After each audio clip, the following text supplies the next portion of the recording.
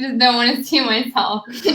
All right, guys, what's going on? Oh, we're live right now, Sara. We are live, Okay, right? What's going great. on, everybody? Welcome to the show. Welcome to another episode of Fire Builders Live. My name is Josh Koerpel, and like always, streaming live from Key West, Florida, surrounded by roosters and God knows what else is out there. Today, we have very special guest, Sara Aguilar, on the show. Sara, welcome to Fire Builders Live. Hey, Josh. Thank you so much for having me. It's so How are good to you? have you. It's so good to have you. I am doing fantastic. How are you doing? I'm good, thank you. I'm just thrilled and honored to be here, and I hope I can live up to the bio that you wrote about me. I have no doubt in my mind. It's going to be fantastic. We are going to talk today essentially about pursuing your dreams, something that everybody needs to do, right? You don't want to live an entire life not playing the music that's inside of you, and we're going to talk about that today. But before we get into that, let me tell you guys a little bit about how this show works. What we do is we bring on amazing experts. We break big goals into small steps, things that you can do every single day to progress and to get better. Today is no exception. Let me tell you a little bit about Sara here, because we've been friends now for maybe a year and a half, something like that. And it has just been so impressive watching the kinds of things that you are doing. Author, social anthropologist, founder of Keto Supplements, which is Europe's leading ketogenic retail and education website. You are a restless adventurer at heart. You are very, very familiar with the fear that someone will experience as they pursue themselves, they pursue into the unknown. But the important part about that is to not let that fear stop you, but instead press on, right? You've always had an amazing passion for health and fitness and wellness, but you've also had this spirituality and creative side, and you've tried to see where the intersection between those things lived, and you've sort of lived there. You've got a wild and nomadic passion for life that has found you living with Bulgarian gypsies, dropping everything to go and study in India as a yoga and meditation teacher, which is an insane story in itself, and we can get into that. But you've also, without any previous experience whatsoever, you built a six-figure e-com business centered around the ketogenic lifestyle, and you did it all from scratch by yourself.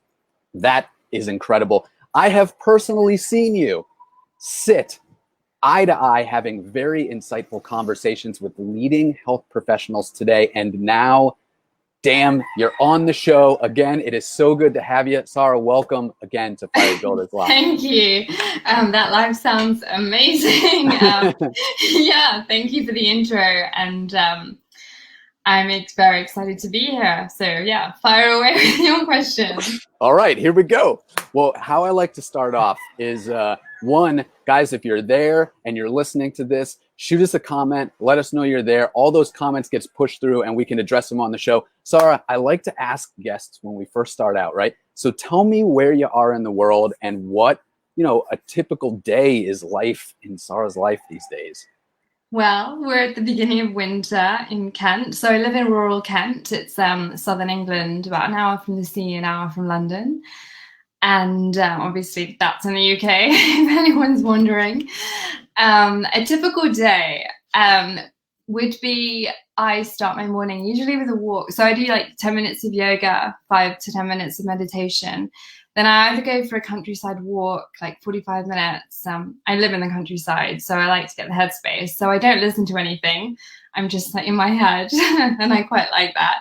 If it's too cold, then I might do a HIIT workout, which I did this morning, and then I did my walk in the afternoon. Always like to get outdoors time. So I always start with like movement, and sometimes followed up with a cold shower as well, which I did this morning. And so my whole morning routine is like an hour and 15 minutes, then I'll start work. So that could be Monday mornings, always got a lot of meetings, like with my head of operations and assistants. And then I get down to the gritty work, whether it's emails or content writing and things like that. I tend to do my research into reading about anything ketogenic and health around the evenings and the weekends, so that I can do the content production in normalish hours. So I work till about lunchtime. Then if we weren't in lockdown, that would be gym time. So lunchtime is my gym Right? time. So it's to take 3 hours out of the day and go gymming and swimming, and just won't be working at all. So it's all headspace and body space. And I love that. Because we're in lockdown, I would normally go and I live opposite a park as well, which is nice. So I started rugby recently. So I'll go out with my husband and we'll do some rugby drills, and he likes football, so we do some of that, which I'm rubbish at. And then we also do some basketball, but it just, gets the blood flowing, you get outside and you feel good, and then go back to work after that. And so I tend to work quite concentrated in the morning, and then the evenings, and during lunchtime-ish for about 3 to 4 hours is recreational time. And yeah, I usually work till late, don't really watch TV, like reading a lot though. So I tend to hibernate and go to bed early with a book, whether it's fiction or nutrition, one or the other. We have that in common, right? Like not a lot of TV, just sort of there's just no time or interest in that. Yeah, because it's not very interactive. And I find it really difficult to switch my brain off and just watch something. Whereas reading just takes you away on a magical journey. You can forget everything, but at least you're engaged because you read. Yeah, exactly. It's a difference between like active and passive taking in information, right? And by the way, Leslie, this is somebody that you should really know. I should introduce you guys. Leslie is awesome. Leslie is super cool up in Canada right now, and very philosophical, great guy. So what's up, Leslie? I think I look like a bit like a gypsy with this jumper on right now. Right? My favorite jumper, yeah. I love it. Well, speaking of gypsies, right? Yeah. Like, in the show notes, I talked a little bit about the fact that you were living with gypsies. You told me that story when we first met, and I just straight up couldn't believe it. I'd never heard anything as cool as that. I mean, it takes a lot of guts to go and do that. Tell everybody a little bit about what you did. I'm a bit random sometimes. So when I was studying anthropology, I decided to study Bulgarian gypsies because there wasn't much research on them. And it was just before a lot of Eastern European countries joined the EU. And Bulgaria was one of those countries. So I wanted to go over there and look at migration, what gypsies were doing, and how they interacted, the languages that they spoke, and just kind of, in a way, like ethnography is just living with a completely different culture. And it's quite a luxury as well to just go and do that temporarily, to step into somebody else's world. And while I was studying, I spent some time in Bulgaria, learning Bulgarian. And I went out to Plovdiv, which is a beautiful ancient city. And my Bulgarian teacher there was very Bulgarian, and there's a lot of segregation there between the Bulgarians, the gypsies, and the Turks. It's actually quite shocking when you go into what they call the ghetto areas where the gypsies live. I mean, it looks like a war zone. You get all these old communist blocks that look almost bombed, and they're living with their animals, their horses and carts, and their pigs, bringing them up to like the 13th, 14th floor. In a flat, walking them upstairs. It's absolutely nuts. Yeah, so you go there and you're just like in this devastated area, but it's fascinating because it's stuck in time, and the people are the most wonderful, friendly people. Because I was warned by my Bulgarian teacher, who was like, to prove that you're a man in Bulgaria, you have to go into a gypsy ghetto at midnight. And then if you come out alive, you're officially a man. Oh my God. And I was like, yeah, because I was less insular and brought up in a much more cosmopolitan way. I thought that's a bit pants, and I want to meet some gypsies because I'm planning on studying them. So I just went there anyway in the evening and met people, and they were fantastic, and I was fine. And my teacher called the police because he was so worried about me because I told him I was going to be there. But no way. So I think a lot of people, when you talk about fear and these worries, a lot of it's just made up crap, and that you really need to delve in yourself to figure it out. And also, if you go and carry yourself with a certain energy, then you're not going to be attacked. You know, if you go somewhere and you walk with confidence and with good intention, and that's very obvious, people respond to that sort of energy. If you walk around cowering in fear, predators will find you and attack you. And I'm not saying it's, you know, if you get mugged, it's your fault, but there is a way you can carry yourself and no harm will come to you. I really believe that, because I have done so many crazy things. Like, seriously, things should have happened to me and nothing ever has.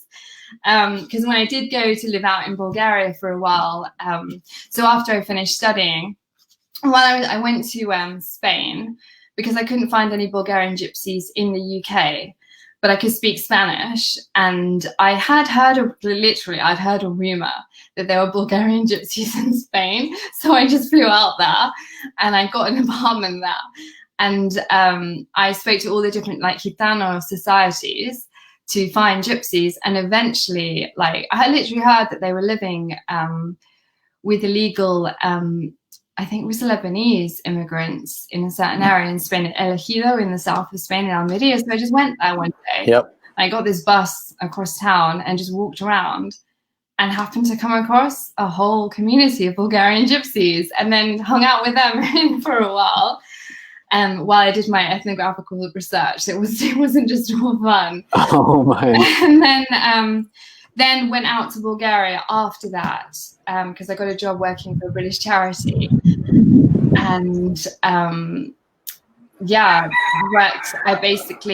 It was incredible. It was in the most remote village in Bulgaria near Aitos, which is about 3 hours from Burgas, which is one of the main cities, and about 2 hours from Sunny Beach, which I think a lot of Brits would know of, because it's where people go for cheap beer and the sun. And what I did there was in a small Turkish village, but surrounded also by lots of gypsies, was set up a children's centre for orphaned children. They have a really big issue with abandoned children, particularly gypsy and Turkish children. So we wanted to set up a little holiday home for orphans, so that during the summer holidays they had some nice activities to do. So we got donkeys and dogs and kittens, so that we teach them how to look after animals, because the way that dogs are brought up in the village, which I learned in my first week, I told you about this, right? Is that they're pretty brutal with their dogs. And you know, if you're brutal with a dog, it's brutal with a human. So my first classically British stupid thing that I did when I moved to the village was sunset runs, which is when all the shepherds bring their sheep back with their sheepdogs. And a Bulgarian sheepdog is not like a British sheepdog or a collie. They are massive, massive mountain dogs. And they're scary, and they're aggressive, and they attack people. So I was running on my way back. It was dark in this village of 200 people. And then I hear this man shout, "Stiga," which means stop in Bulgarian. And then he says the dog will bite. And I was like, oh, dogs don't bite. Like, they're friendly, fluffy, right? No. Like, come here, puppy, come here. No. And then honestly, it looked like this, like, the fiercest, angriest dog with red eyes, and like, I remember there was saliva dropping. It growled and it barked at me, but I still didn't, no matter how aggressive it looked, I did not think it was going to bite me. So I did nothing. It ran up to me and bit my calf and my thigh. And then somehow they got it away. And it happened so quickly. I didn't feel fear. But then I pulled my trouser legs up and there was blood pouring down both legs. And that's when I was like, oh, fuck. So I have a cavity in my calf and I've got scars on my legs from it. Yeah. Damn, that's crazy. I know. Yeah. But that's the kind of thing that happens to you. I mean, sometimes, you just have to, I don't know, you have to just go out there and experience those things and learn for yourself, like, what you can and can't do. But I agree. Yeah. Like, yeah. and also taking like preconceived notions of animals and pets and stuff and applying them to another culture sometimes doesn't work so well, like, I know. Yeah, absolutely. Because we just have this, I guess the Western perspective is that animals are just, they're domesticated and they're safe. And even though, because my dad's from Pakistan, he told me that he'd seen a street dog rip his friend's calf out in the street in Pakistan.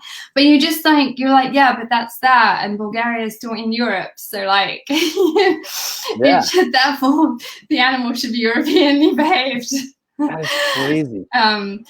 But I was scared of dogs for ages after that. It took like the rest of my time in Bulgaria, because I cycled a lot.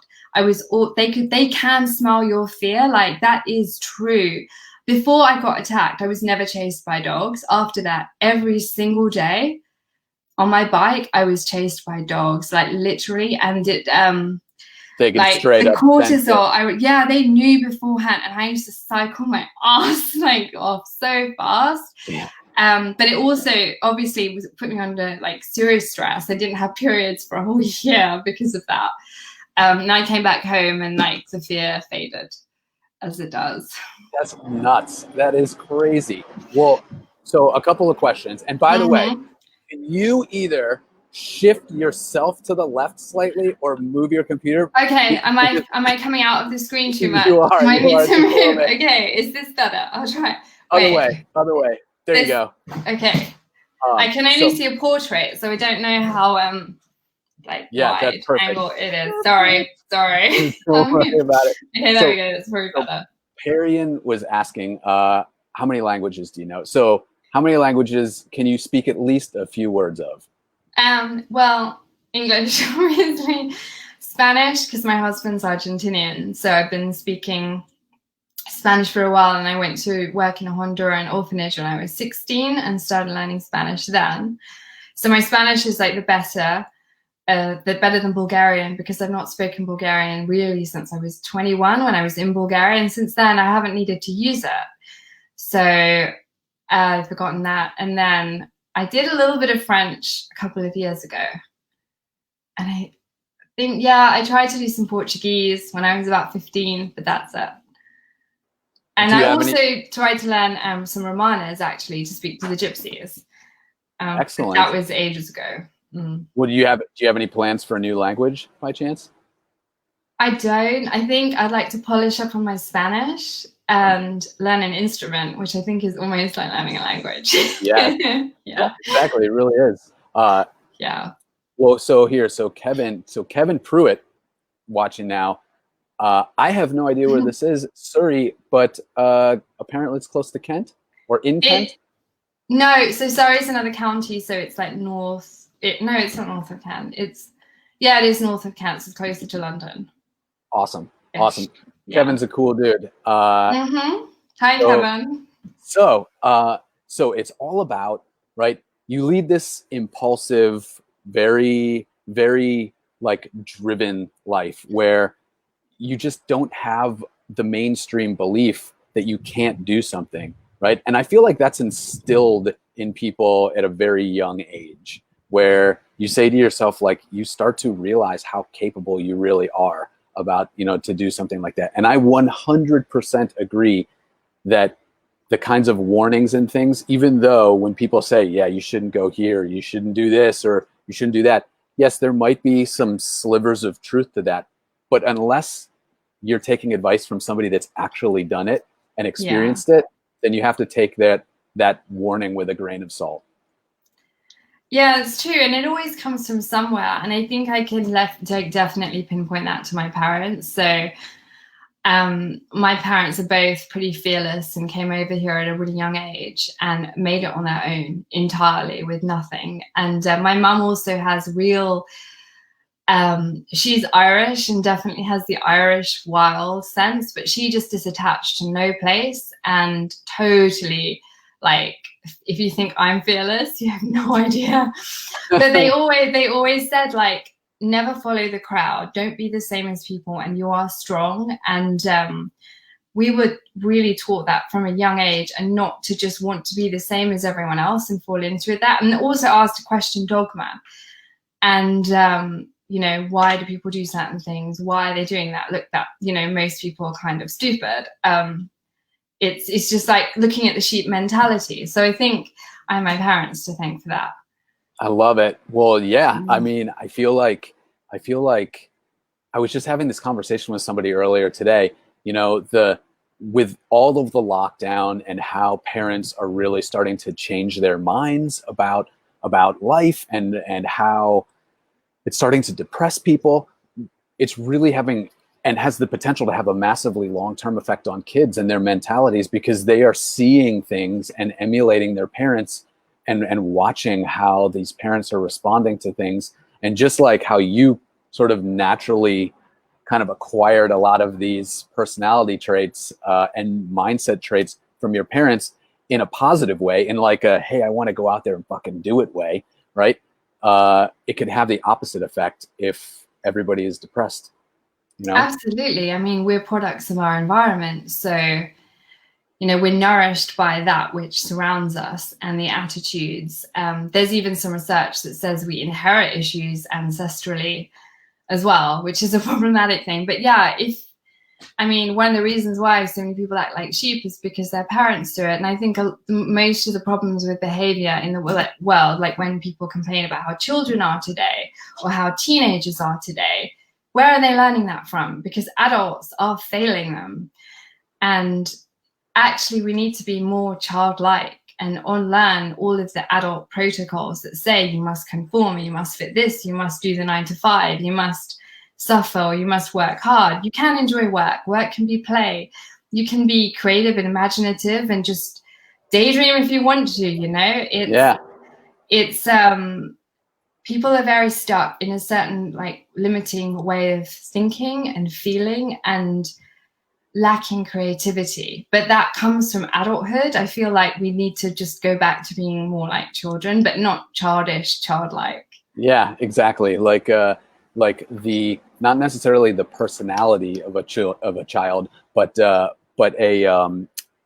like a mindset almost, right? Like an ability, you know, a willingness to just dive deep into something. Yeah, and really believe you can do it and just suspend any disbelief, and also that kind of focus and flow that kids have when they're playing. If we can have that as adults with our work or recreation, then you've made it. If you can continue that into adulthood, because it's almost like society beats that out of you. Yeah. And you've got to unlearn how we're told to be and go back to the imagination. Well, before we get, so I have a question about that. But Okay. before we get into it, right? So Leslie said, so weird. I just finished writing a piece on the LOA. You have to tell me what that means, and fear, and how wolves can smell your fear. Interesting. LOA. I don't know what that is. Yeah, I'm not sure, but how fear and how wolves can smell your fear. There you go. Oh, and yeah, like, and it's true. I mean, just like you said, it's just a sense. It's like an energy. It's like a vibration. Yeah, absolutely. So it goes back to, you know, the prospect of, say, going into a gypsy ghetto. Are you going to be safe or not? What energy are you giving off? And I think dogs smell fear because you release cortisol, and hormones have a smell, and dogs can pick up on that. And humans also pick up on each other's hormones. And we can't necessarily pinpoint it, but it's there in the subconscious and in, you know, in the background there. And you get a sense when you meet someone if they're strong or confident or stressed out. And it's because it's almost like pheromones. I just don't know what the strength hormones are called. Right. Yeah. By the way, it's a law of attraction. Oh, okay. Right. Mm-hmm. And let me pull this one up too, because this is cool. Sara, your fascinating bio. You've had a wild ride thus far. You seem nomadic by nature. Any long-term aspirations of settling down? Ooh, interesting question. That's a good question. No. No. I don't ever feel attached to any physical place. So we're thinking of moving to the sea maybe next year. But in terms of moving around and being quite fluid, and I want to do some traveling as soon as lockdown is over, because that's, you know, I'm sure everybody does. But no, settling down in terms of in a physical place is not something that I deem necessary. I mean, it's almost counterintuitive sometimes to do that, right? Where I just feel like it makes you lose your edge. You know, like you sacrifice something for a sense of confidence, like not confidence, but a sense of like what the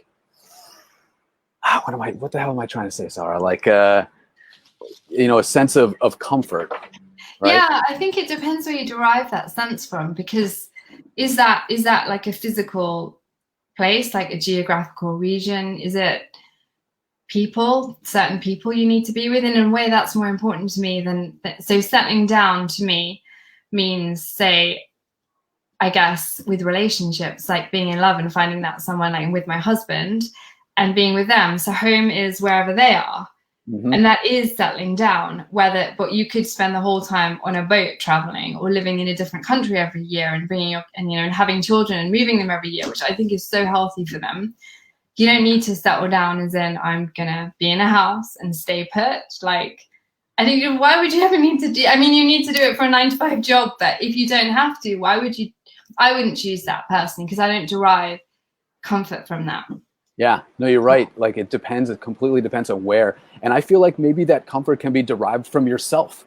You can be so comfortable with who you are, understanding who you are as a person, that just like you said, you don't need anything external to validate that. It doesn't matter where you are, nor the circumstances externally around you. You can find that comfort within yourself. Yeah. And having the right people around you, I think that as well is always important. I think if you've got the right support, you can achieve anything. Yeah, I agree. I agree. And okay, so I'm getting all these. Let's see. All right, so much life experience in such a young life. Yes, I agree, Kevin. Orphanage, living with gypsies, inspiring. What's next? Astronaut. Definitely not that. Well, I'll tell you. And then Perrian asked, "Is your husband?" So this is a good question. Is your husband as nomadic as you are? Right, because I would imagine that it can be like, it's a double-edged sword in a way, right? Like, on one hand, some people look for the opposite to balance themselves out, and some people don't. I don't know. What are your thoughts? No, he isn't. I'm definitely more just like, I want to do something, I'm going to go and do it. And then if I need to apologize, I will do afterwards. That's just the way I do things.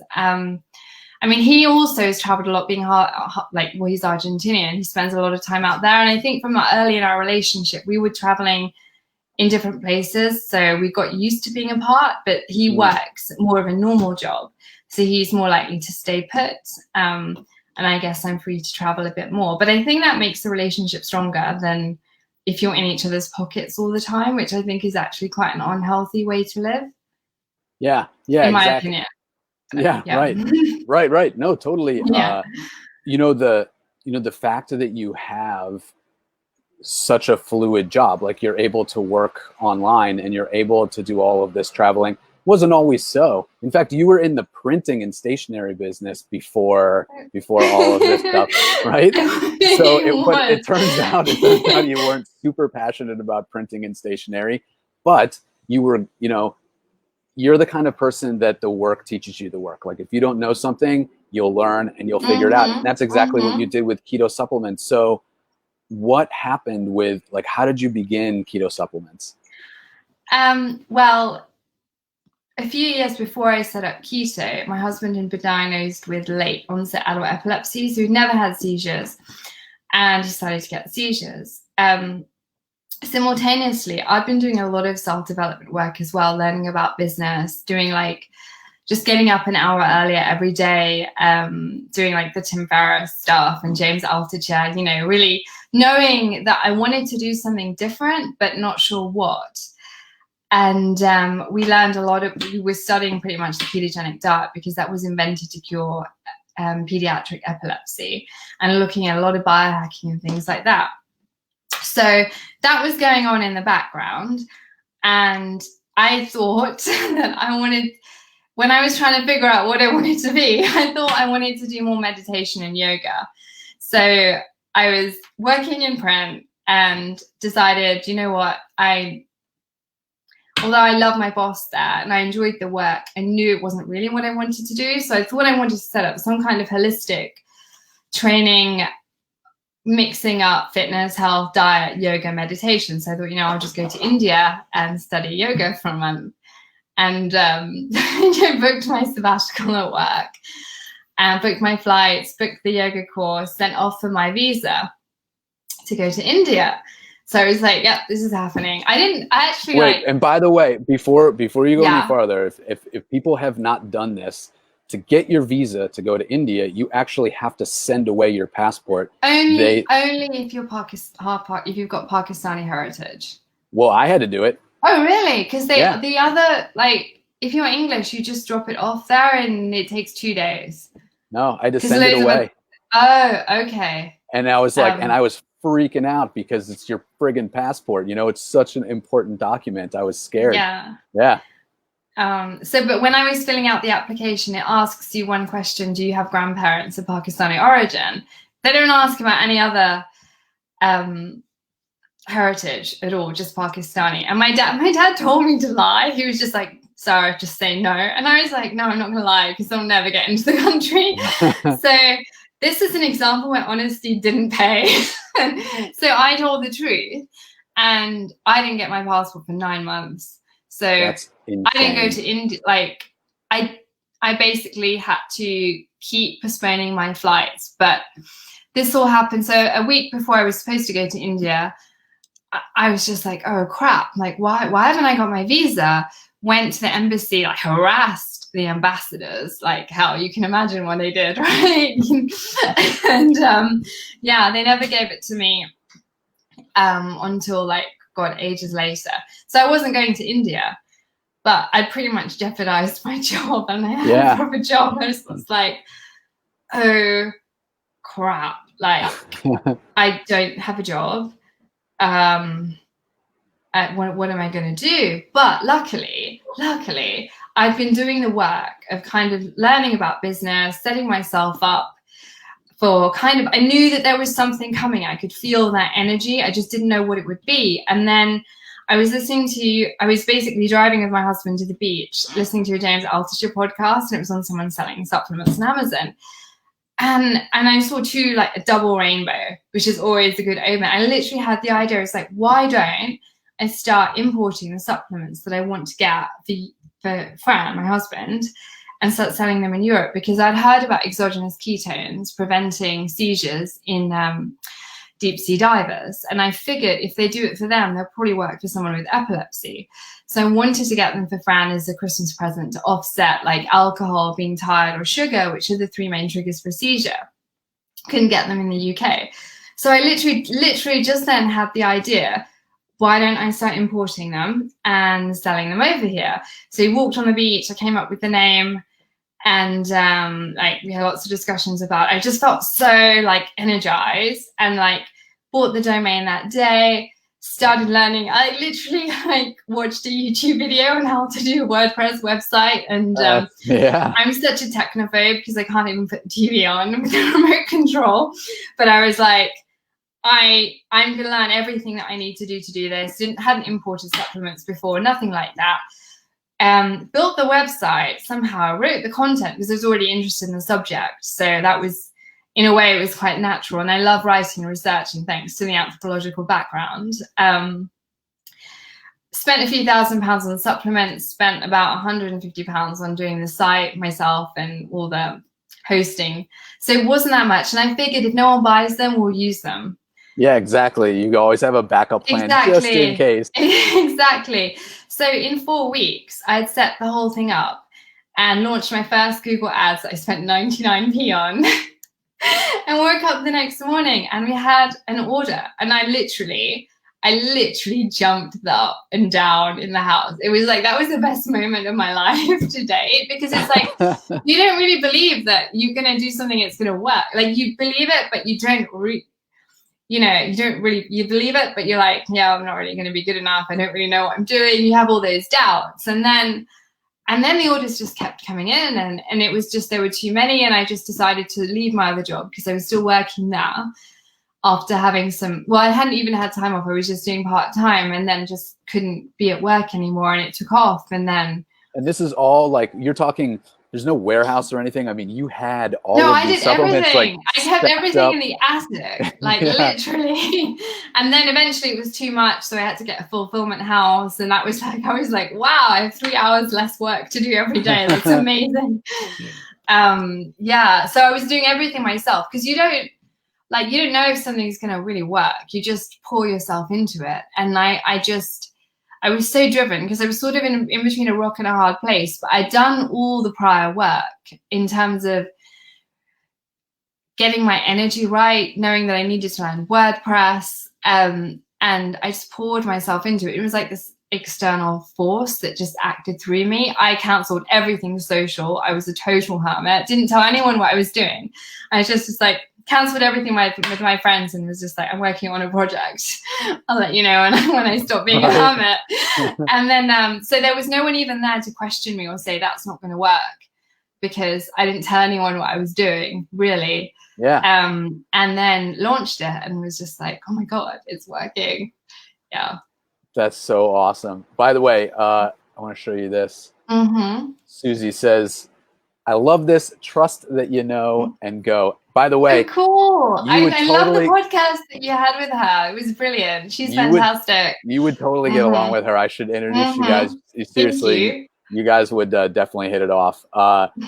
And so, well, so I like to ask people that come onto the show one real main question, right? Because that energy that you described, that just devotion to set your sights on something and go, right? Sometimes people don't have that, or they maybe they did, but just like you said, it was kind of beaten out of them as they grew up, right? So what is it? Tell me if you could suggest, right, in your opinion, okay, if you could suggest that people start somewhere.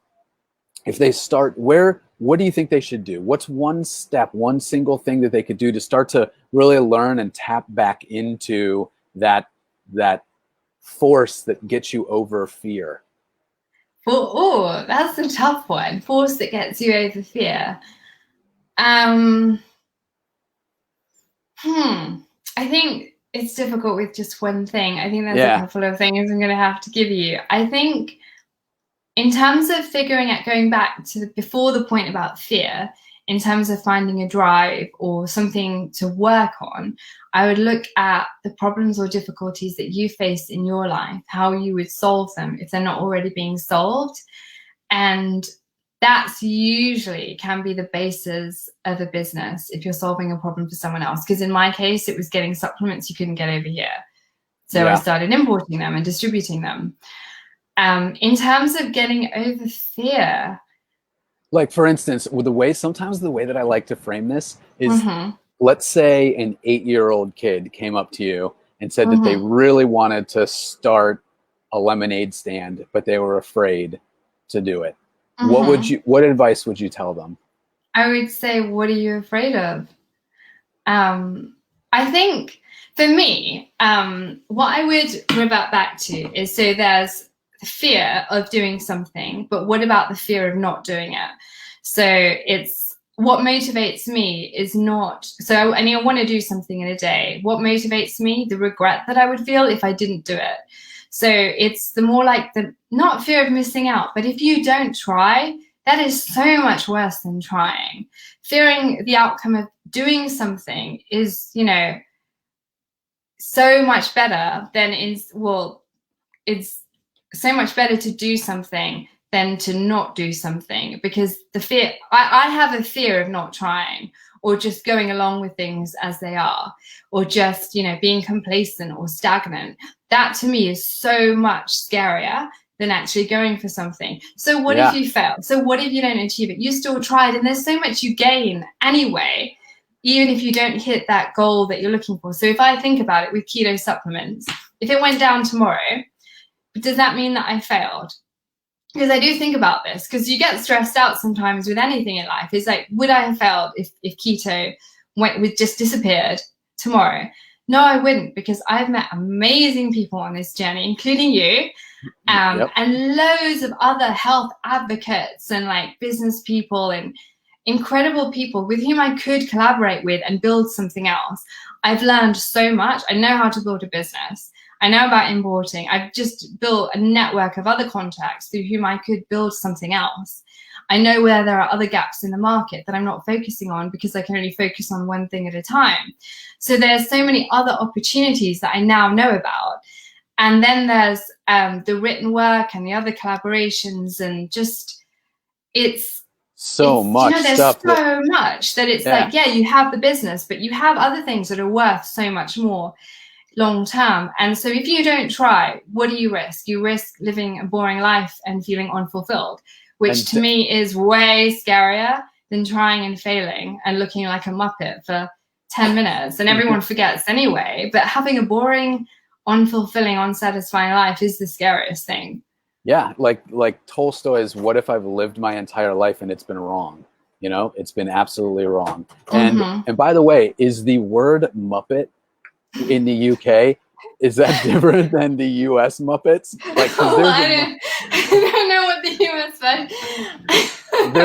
they're like these tiny little creatures that are funny and hilarious. I Yeah, it's the actually same thing, but we just use it as like an insult. Yeah. okay, okay, that's good to know. I'm learning so much about UK slang these days. So yeah, I absolutely agree. You know, and like Susie says, there's absolutely nothing worse than regret. Life is not a dress rehearsal, and some people find that out way too late. Perrion said, "Fear is only a word, yet people treat it as a lifestyle." Totally. That's true. Yep. Yep. So I think most people do live in fear, sadly. You know, mm, that's what shapes, but they're afraid of the wrong things, you know? yeah. We all are afraid of something. It's just what those things are. Because I don't think that I'm fearless. Actually, I'm really scared of loads of things, but it's the boring, normal life in which I'm stuck in a box. Exactly. Whereas other people are afraid of going outside of that and what might happen to them if they do that. Yep. Yeah. Well, I can certainly relate to that. I do have another follow-up question for you, though, Okay. right? Because if it really is a situation where the fear of not doing something is greater than the fear of actually trying it, and people tried something, you know, everybody, there's the cliche out there: try something that scares you every single day, even if it's small, things like that. We hear it all the time, but half the time it just becomes such a passive thing. You know, it just kind of goes in one ear and out the other, and you don't really think about applying it. If someone actually took 10 minutes, 15 minutes and thought about it and actually did something that scared them even a little bit, but they saw the way that the world reacted and maybe saw that it wasn't as fearful as they once thought, where do you think that they would be in 30 days if they did that consistently? I think that they, you know, I mean, like they say, on the other side of fear is growth. But what they should look for is not to look for things that scare them. It's to wait till the feeling of fear or anxiety or stress comes up and step into it. Because I did for a while have a sort of rule that if I felt scared or anxious, I would make myself do it. I would force myself to do it. And that was like a trigger. So it's like, oh, you know, if there's a big talk and I'm like, oh, I want to say something, but I'm really nervous, I'm going to sound like an idiot. And then I'm like, well, you have no choice now because I felt that fear. Yeah. And that can be the same as like diving off into a big deep pool as well. I've used it a few times. So if it scares me, then I'll be like, well, now you have no choice. But yeah, you would grow hugely and you would realize that the fear is not so bad. Fear is just you're afraid of what you don't know, and that what you don't know could be amazing. Yes. And lead to so many things. You don't know what those opportunities are that are holding you back, that hold everyone back. I love it. I love it. I love the pact that you've made with yourself. You're like, look, if I feel scared, I'm definitely doing it. There's no question about it. Like forcing myself to do it. I know. Yeah. Yeah. It's a bit brutal. I haven't needed to do it recently because like I haven't felt in that situation since, I guess, of lockdown. It means you're not really as exposed. But prior to that, I would, you know, you just lean into it. So you feel that fear and you're like, okay, that is the signal that I have to do it. And then you begin to enjoy it. It's a bit sadistic, but it's kind of nice. Well, no, I agree. Like, because do you find, because what I have also seen is that once that trigger happens and they feel that fear and they say, oh shit, you know, I don't know, there's that hesitation at the very beginning. Then people spend all of their time and energy trying to identify why, instead of just doing it. And then maybe, Exactly. Yeah. Yeah. like No, that's it true. ends up being just sort of like an endless cycle of just trying to identify why that is and getting to the truth of the matter, when actually you probably don't even need, like, who cares? That's like trying to understand why it rained today, you Well, know? it's analysis paralysis. You can get into this. Oh, why should I do this? How, it might not work, or why did this happen? Why is that happening? Blah, blah, blah. And well, you see, I clearly don't do it very much. But like, for me, it's just like, okay, I want to do this. I'm going to do this, and I'm not going to think about it. And if I have to think about it, I'll think about it afterwards, and I'll deal with it. Like, you cross that bridge when you get there. And I think that is the key thing, because most people, when they think about, I want to achieve something, they're like, I want to set my own business up. But then I'm like, oh, but what about setting up the branding, and how am I going to deal with the customers? And what if I make a mistake on this? Or what if the email campaigns go wrong? What if I lose money? Blah, blah. They think of all the problems, but the problems that are way ahead in the future, rather than what can I do right now to make something happen. And that stops so many people from achieving anything or getting where they want to go, because they think too far ahead. And they think of the problems that what you have to do is just think of, is not even really think that much. You just have to get things done, like bit by bit by bit. And when you come to a problem, you get over it, because we're humans, we're resourceful, we're adaptable, we're the most intelligent species. Like, we've got to have faith, and then you can always ask for help. But the thing is, people think too far ahead, and they think, oh, I can't do it because of this, when really you can take small baby steps, but just discipline, perseverance, and being really obsessed. Yes. Yeah, exactly. And that obsession comes from something that is drawing you outside. Like it comes from most likely some larger, magnetizing idea that you are simply drawn to, that will pull you out of the things that happen to you today, or the things that happen to you in the week or the month. Like, because there's a larger play at stake. There's a larger reason. Yeah, just thinking about the ultimate goal, the vision, not the ultimate problems that you're going to face. Yeah. And just moving. It's like a force, an energetic force, moving towards that, and taking steps every day that you just want to wake up, and the first thing you want to do is work on it, and Yep. to make it happen, and to believe it as well. You really got to believe it. Yes. I love this. Seriously, I could have this conversation all day long with you. Yeah. So, question for you. Okay. I am sure that people will want to continue the conversation with you, because you've been such an amazing guest already. Thank you. What is the best way that people can get in touch with you and continue talking? Find me on my website, ketosupplements.co.uk. And you can wing me an email there, or comment on one of the blog posts. I'm always writing about everything to do with ancestral health, to keto, eating, lifestyle, and even business sometimes too, in focus. That's awesome. Yeah. And is there, if they hop on that site, is the easiest way to just hit I'm sure there's a contact tab or something? There is. Yeah. Very cool. Very cool. Well, Sara, honestly, this has been so amazing. We have conversations like this, but never this in depth. And I've actually learned quite a bit about how you think. And I'm just like, this is awesome. And I know other people are feeling the exact same. Perian does not want the conversation to be over. Oh, thanks, Perian. Susie, oh, attitude is infectious. Sweet. Yes, absolutely.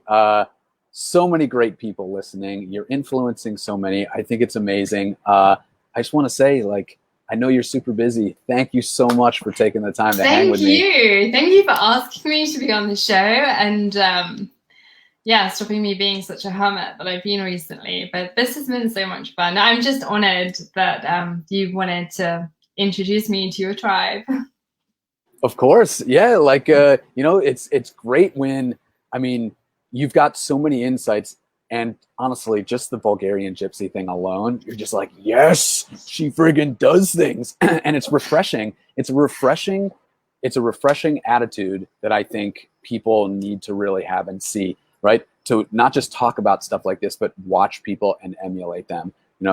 Mm-hmm. Especially because nowadays, in these crazy times where everybody seems to be pressing pause on their life, there are other people out there that are making big moves. They're using this as a way to make something really happen and taking advantage of the situation. So that's part of the reason why I wanted you on here, because you're one of those people. Thank you. Yeah, and I think that this lockdown actually has been a perfect opportunity to put your head down and come up with some different ways of doing things. I mean, I've got some projects in progress that will be launching soon that I'm very excited about, but they're top secret. So it's a great time because there are less distractions, so you can really like knuckle down and get to work. I love it. I love it. Well, this has been so good. As we wrap up, you got any parting words for everybody, people that are listening? What any like small little nuggets of Sara wisdom that you want to leave people? I guess in general, if society tells you not to do something, do it anyway. That's what I do. Yeah, exactly. Like don't let people. Be sure that you're taking criticism from the right type of people, or like you're taking advice from the right people. Question the norms that shape society, and are they actually beneficial, and should they apply to you and the way you want to live? I love it. I love it. I can't wait to see what's next for you. Seriously, I'm so I can't excited. wait to see what's next for you as well. Well, we will keep in touch. I know that. Yeah. And this has been so great. So guys, I know that for everybody that's listening right now and watching live, I just want to say thanks. Thank you to Sara. Sara, thank you for your time so much. Thank you, Josh, and thank you everyone for listening. Yes. So this is Josh, Sara, and Elvis, the rooster, somewhere roaming around here. I'm sure close by. Yeah, being quiet today. We're signing off for another episode of Fire Builders Live. Again, we stream live Monday through Saturday, 6 days a week. So come join us for another episode. Sara, thanks again. Thank you, you machine. You're welcome. All right, guys. Adios. We'll see you next time. Ciao. Bye.